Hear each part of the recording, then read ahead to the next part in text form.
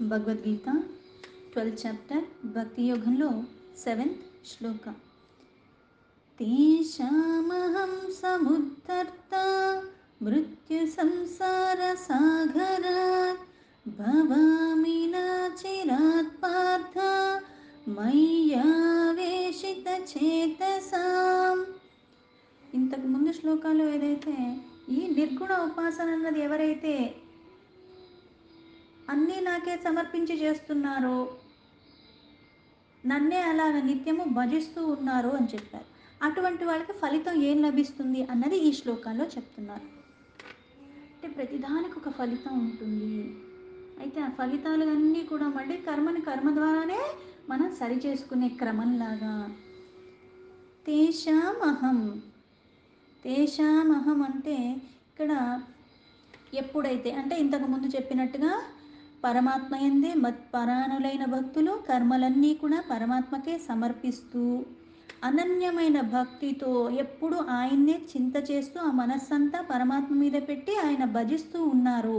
అటువంటి వారికి అహం నేను సముద్ధర్త అంటే ఉద్ధరిస్తాను. అంటే నాకు నువ్వే ఆశ్రయం అని మనస్సంతా ఆయన మీదే పెట్టి ఆయన పాదాలే పట్టుకున్నాను, ఇంకా నాకు ఏది అక్కర్లేదు అని. అందుకు నన్ను ఏం చేస్తాడు? ఉద్ధరిస్తాడు. ఆ ఉద్ధరించబడటానికి కూడా మళ్ళీ ఎలా ఉద్ధరిస్తాడు అంటే ఇంకా మళ్ళీ నన్ను ఉద్ధరించాల్సిన అవసరం లేకుండా ఒక్కసారి ఉద్ధరించాడంటే నువ్వు ఎక్కడికి ఏ స్థితికి వెళ్ళిపోతావు అన్నది ఇంకా నీకు పరాకాష్ట స్థితిలో ఉంటుంది. అందుకే ఆ ఉద్ధరిస్తాను అని చెప్పి దేని నుంచి ఉద్ధరిస్తున్నాడు? మృత్యు సంసార సాగరాత్ అంటే ఈ సంసారమన్న భవసాగరంలో ఏదైతే మృత్యు రూపంలో వస్తుంది అంటే జననం మరణం ఉన్నది, దీని నుంచి ఉద్ధరిస్తున్నాడంటే అర్థం ఏమిటి అంటే నీకు మరణం లేకుండా పోతుందనా? లేదు. జీవి అన్నవాడు కర్మలు అనుసరించి వాసనలకి అనుగుణంగా మనం ఏం చేస్తుంటా జన్మలు తీసుకుంటూ ఉండాలి. జన్మ తీసుకున్నామంటే జననం ఉంది, మరణం ఉంది, మళ్ళీ పునర్జననం ఉన్నది. జననానికి మరణానికి మధ్య మళ్ళీ నేను ఎటువంటి కర్మలు చేస్తున్నాను దాన్ని బట్టి మళ్ళీ నా మరణం అన్నది ఏ స్థితిలో ఉంటాను, ఆ మరణ కారణంగా మళ్ళీ నాకు ఏ జన్మ వస్తుంది అన్నది ఎలా అయితే ఉందో స్పష్టత ఇప్పుడు ఉద్ధరిస్తున్నాడంటే ఏమవుతుంది? మళ్ళీ ఈ జనన మరణాల చక్రాల్లో నేను పడను, ఈ సంసారం అన్న భవసాగరం నుంచి నేను ఉద్ధరింపబడుతున్నాను. జనన మరణాలు నాకు ఉండవు అంటే అర్థం ఏంటి? పరమాత్మలో నువ్వు పరమపద స్థితికి వెళ్ళిపోతావు, అందులో ఐక్యమయ్యే స్థితికి వెళ్ళిపోతావు. మళ్ళీ జన్మ తీసుకుని ఇవన్నీ అనుభవించాల్సినంత గతి నీకు కలగకుండా ఉద్ధరింపబడతావు. ఈ సంసారమన్న భవసాగరాన్ని దాటడానికి పరమాత్మని అలా నావగా ఎవరైతే ఆధారం చేసుకుని అన్నీ సమర్పణగా చేస్తున్నారో అటువంటి వాళ్ళు ఉద్ధరింపబడతారు. భవామి నచిరాత్ పార్థ, ఈ సాగర్ నుంచి ఉద్ధరింపబడిన వాళ్ళు నచిరాత్ అంటే శీఘ్రంగా, పైగా త్వరగా. అంటే ఆయన పట్టుకున్న వాడికి ఇప్పుడు ఎలా అయితే నడిచెళ్ళాలంటే ఇప్పుడు 10 కిలోమీటర్ వెళ్ళాలంటే నడిచెళ్ళాలంటే మళ్ళీ చాలా సమయం పడుతుంది. అలాగే ఉరుక్కుంటూ వెళితే కొంచెం త్వరగా వెళతాను. కాకపోతే అంత ఉరికే అంత ఉందా నాకు? నాకు రన్నింగ్ అలవాటు ఉన్నవాళ్ళు ఏమవుతుంది? వాళ్ళు ఉరకగలరు. నడిస్తే ఎలా అయితే ఒక గంట పడుతుందో అది ఉరికితే మేబీ ఒక అరగంటలో వెళ్ళొచ్చేమో. ఇలా కాకుండా ఒక బండి మీద ఒక కారు మీద వెళ్ళానంటే ఇంకా తొందరగా వెళ్ళిపోతాను. అలాగే ఈ పరమాత్మని ఆధారం చేసుకుని ఆ నావని ఎవరైతే పట్టుకున్నారో అది కూడా మనస్సంతా ఆయన మీదే పట్టి చిత్తమంతా ఆయన యందే ధ్యానంగా ఎప్పుడూ ఆ పరమాత్మనే స్మరిస్తూ ఆ పరమాత్మ యొక్క ఎరుకలోనే సర్వకర్మలు కూడా అన్నీ ఆయనకే సమర్పిస్తూ మళ్ళీ వాళ్ళకి లభించే ప్రతిఫలాల రూపంలో కూడా మహాప్రసాదంగా కష్టం రాని నష్టం రాని ఏదన్నా కానీ అది ప్రసాదంగా భావించి ఎవరైతే తీసుకుంటున్నారో వాళ్ళు ఉద్ధరింపబడుతున్నారు. అది కూడా అతి త్వరగా. పార్థ అంటే మళ్ళీ అర్జున, ఈ చిత్తం అన్నది అలా ఎవరైతే ఉంచి లీనమయ్యేలా చేసుకుంటున్నారో వాళ్ళకది సులభం అవుతుంది, పైగా త్వరగా లభిస్తూ ఉంటుంది. మయ్యావేశిత చేతసా, ఇలా త్వరగా ఉద్ధరింపబడుతున్నారు. ఆ ఉద్ధరింపబడటమే కాకుండా అంటే మయ్య అంటే నాతోటి, అవి చేతసాం అంటే నా అందే లగ్నమై ఏకమైపోతున్నారు. ఆ ఏకమైన స్థితి ఎలా అవుతుంది? ఎలా అయితే పాలల్లో పాలు పోస్తే కలిసిపోతాయి. నీళ్ళల్లో నీళ్ళు పోస్తే కలిసిపోతాయి. నూనె తీసుకొచ్చి పోస్తే ఎప్పుడు కలుస్తుంది? కలిసే అవకాశం లేదు. పైగా ఆ నూనె నీళ్ళల్లో వేయటం ద్వారా ఆ నీళ్ళు కూడా తాగడానికి పనికిరావు. అంటే ఇలా ఎప్పుడైతే నువ్వు శుద్ధంగా ఉంటున్నావో, నువ్వు పవిత్రంగా ఉంటున్నావో, ఈ పవిత్రత కారణంగా నీకది సులభం అవుతుంది. ఆ సులభమయ్యేది కూడా మళ్ళీ ఎలా అయిపోతుంది? ఆ పరమాత్మలో ఐక్యమయ్యేలాగా ఆ స్థితికి నువ్వు చేరుకుంటావు. ఆ చిత్తం ఎప్పుడైతే పరమాత్మ యందు ఉంటుందో విశేషంగా అలా లగ్నమైన కారణంగా అందులోనే లయమైపోతాం. ఎలా అయితే ఇంతకుముందు సులభంగా చెప్పాను. ఏమని? మరణకాలం అంటే నేను ఎన్ని సాధనలు చేసినా, ఎన్ని చేసినప్పటికీ కూడా మరణకాలంలో నా మనసు దేని మీదైతే ఉంటుందో అదే నాకు లభిస్తుంది అని. నేను నిత్యము నిరంతరం కూడా పిచ్చపాటి అన్నీ చేస్తూ ఉన్నప్పుడు వాటి మీదే ఉంటుంది. భోగప్రాయంగా నా జీవితాన్ని నేను గడిపినప్పుడు పరమాత్మ యొక్క భావన నాకెందుకు వస్తుంది? నాకు రాదు సరికదా. పోనీ నా చుట్టూ ఉన్న వాళ్ళైనా అంత భక్తిలో ఉన్నారంటే వాళ్ళు అంతే. జోగిలాగా నేను అంతంత మాత్రం వాళ్ళు ఇంకా అంతంత అదములు. అప్పుడు ఏమవుతుంది? మళ్ళీ ఇంకో ఏదో తినకుండా పోతున్నాను, ఇంకో ఏదో చూడకుండా పోతున్నాను, ఇంకో ఏదో నేను అనుభవించకుండా పోతున్నానన్న ఆలోచనలు ఉంటాయి తప్పితే ఆ మనస్సు పరమాత్మ యందుండే అవకాశము శూన్యము. అందుకే మత్పరాయణులైన వాళ్ళు త్వరగా ఉద్ధరింపబడతారు. ఆ ఉద్ధరింపబడి మళ్ళీ నాలోనే ఐక్యమైపోతారు. ఆ చిత్తం నా యందు ఉంది కాబట్టి అన్నాడు. శ్లోకానికి యథాతథా మీనింగ్ తీసుకుంటే, తేషామహం సముద్ధర్త మృత్యు సంసార సాగరాత్ భవామి న చిరాత్ పార్థ మయ్యావేశిత చేతసాం. ఓ అర్జున, నాయందే లగ్నమైన మనస్సు ఏ భక్తుడికైతే ఉంటుందో అటువంటి పరమభక్తుడు నన్నే త్వరగా చేరుకుంటాడు. ఈ మృత్యు రూపమైన సంసార సాగరం నుంచి ఉద్ధరింపబడతాడు. ఈ మనస్సు అన్నది కోతి లాంటిది. అది ఏం చేస్తుంది అంటే అకారణంగా ఏమి ఉండదు పెద్ద విశేషం. కాకపోతే ఏదో కావాలని, ఇంకా ఏదో చూస్తున్న కొద్దీ అదే నాకు కావాలనో, లేకపోతే ఏదో ఒక ఆలోచనలు మనకి ఆ భ్రమలకి మనకి ఆస్కారం ఉండేలాగా మనస్సంతా చంచలత్వానికి లోబడి కారణంగా అవన్నీ మనకి భావనలు కలిగిస్తూ ఉంటుంది. అందుకే ఇక్కడ ఎవరి మనస్సు అయితే, ఎవరి బుద్ధి అయితే ఎల్ల కాలాల్లో అంటే పగలు లేదు, మధ్యాహ్నం లేదు, రాత్రి లేదు, 24 గంటలు ఆ భగవంతుడి మీదే లయమై ఉంటుందో, లగ్నమై ఉంటుందో వాళ్ళు అనన్య భక్తులు. ఎందుకంటే అన్యమైన వాళ్ళకి అక్కర్లా. ఏది చూసినా అన్ని వాళ్ళు చూస్తున్నారు, మనము చూస్తాం. మనకి వాళ్ళకి ఉన్న అనన్య భక్తులకి తేడా ఏంటి అంటే, వాళ్ళు ఏది చూస్తున్నా సరే ఆ ఆకారానికి పరిమితితో ఉన్నదాన్ని పరిమితిగా చూడట్లే వాళ్ళు. అపరిమితంగా ఉన్న పరమాత్మ ఇందులో కూడా ఉన్నాడన్న భావనతో వాళ్ళు చూడగలుగుతున్నారు. ఆ భావనతోనే ఎల్లవేళలా ఉంటున్నారు. వాళ్ళు భక్తిని ఆధారం చేసుకున్నారు. పరమాత్మ మీదే కేంద్రీకృతమై ఉన్నారు కాబట్టి వాళ్ళు ఇంక దేనికి కూడా ప్రలోభపడటానికి వీలు లేకుండా పరమ భక్తితో ఉంటారు. అందుకే ఈ సంసారం అన్న బంధనాల నుంచి జీవించి ఉండగానే జీవన్ముక్తి స్థితి వాళ్ళకి కల్పిస్తుంది. ఇప్పుడు కొన్ని ఆ పరమాత్మ యొక్క నామాలు ఉచ్చరించినా ఉద్ధరింపబడతామని అందరికీ తెలుసు.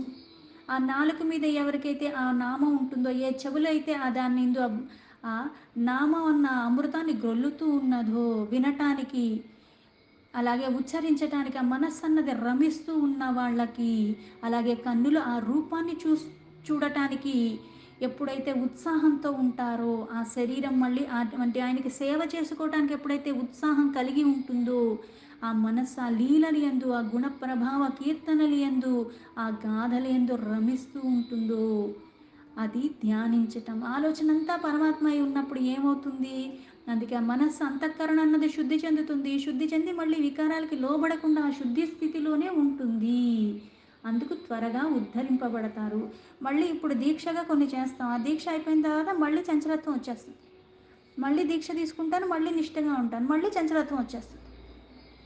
చంచలత్వం వచ్చిపోయి ఉన్న వాళ్ళకి కష్టం. ఎప్పుడూ చంచలత్వానికి లోబడకుండా స్థిరత్వంతో పరమాత్మని హృదయమంతా సమర్పించుకుని, తనకి తానే సమర్పించుకుని ఎవరైతే ఉంటారో, అందుకే అటువంటి వాళ్ళే ఈ సంసారం అన్న బంధనాల నుంచి ఆ మృత్యుమయానికి లోబడకుండా వాళ్ళు ఉద్ధరింపబడతారు.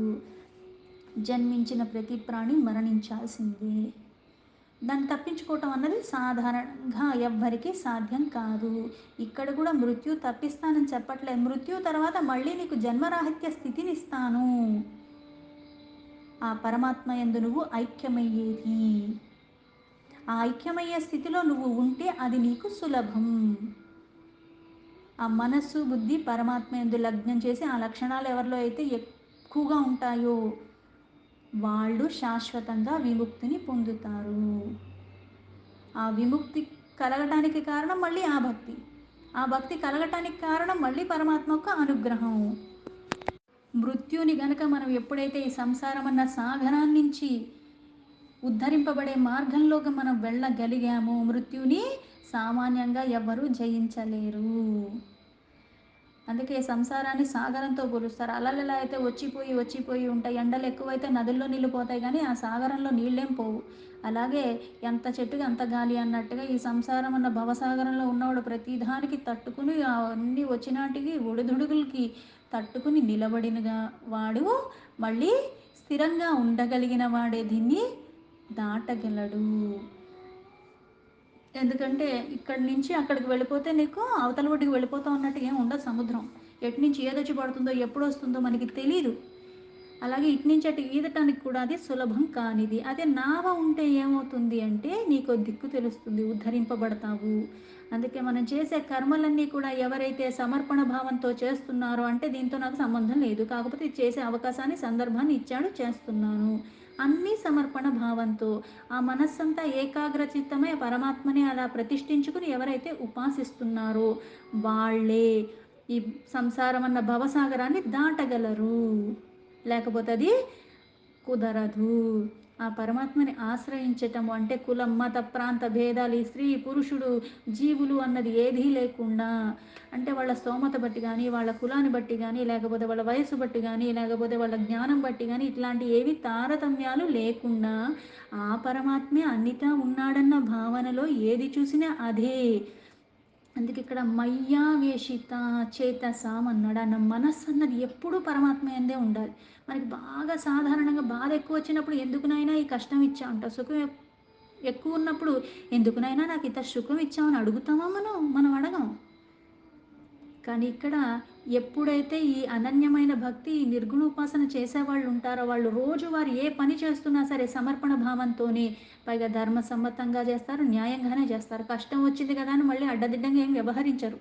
ఏదైనా సరే ఆ ధర్మాన్ని తప్పకుండా సత్యాన్ని తప్పకుండా ఆ మనస్సు అన్నది మళ్ళీ పరమాత్మ యందే ఉంటూ ఈ ప్రపంచంలో చేయవలసిన క్రతువులన్నీ చేస్తూ ప్రాపంచికమన్ని సంపర్కాలు ఉన్నప్పటికీ కూడా వికారాలకు లోబడకుండా ఉంటారు. ఆ పరమాత్మని ధ్యానిస్తున్న కారణంగా మనస్సు ఇంకా ఇంకా వృద్ధి పొందే వైపుగా చంచలత్వానికి లోబడనీయకుండా చేస్తుంది.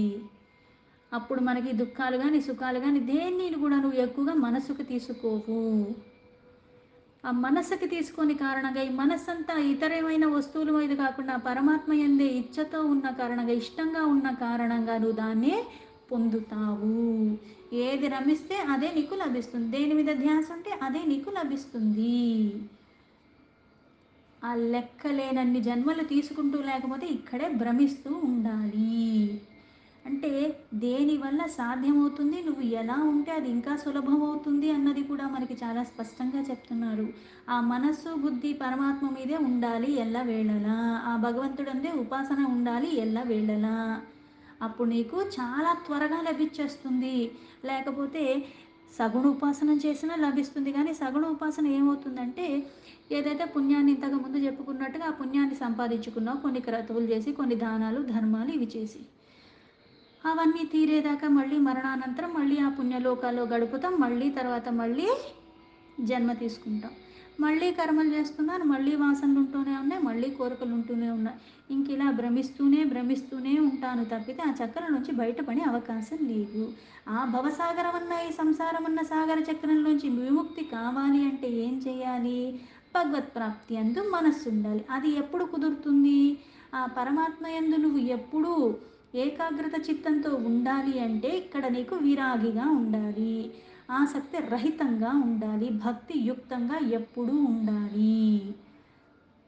ఆ పరమాత్మ యొక్క గాథల్నే వింటూ అదే చూస్తున్నానని అనుకున్న వాడికి ఇట్లాంటి సంసారం అన్న జటలతో కప్పుకున్న ఈ దీన్ని కూడా ఈ భవసాగరాన్ని చాలా తొందరగా దాటి పరమాత్మలోనే పరమ పదం స్థితికి నువ్వు చేరుకుంటావు. జన్మ సార్థకం అవుతుంది. అందుకే నిర్గుణ ఉపాసన సగుణ ఉపాసన కంటే కాస్త కష్టతరము. అయితే అంత కష్టతరమైన ఎవరైతే ఇలా ఆశ్రయించి ఉంటారో వాళ్ళ ఫలితం ఏంటి అంటే జన్మరాహిత్య స్థితి అని కూడా స్పష్టంగా చెప్పారు. అందుకే మనస్సు బుద్ధి ఆ పరమాత్మ ఎందే ఎల్లవేళలా పెట్టాలి. దీంతో భగవద్గీత 12th చాప్టర్ భక్తి యోగంలో 7th శ్లోక సంపూర్ణం.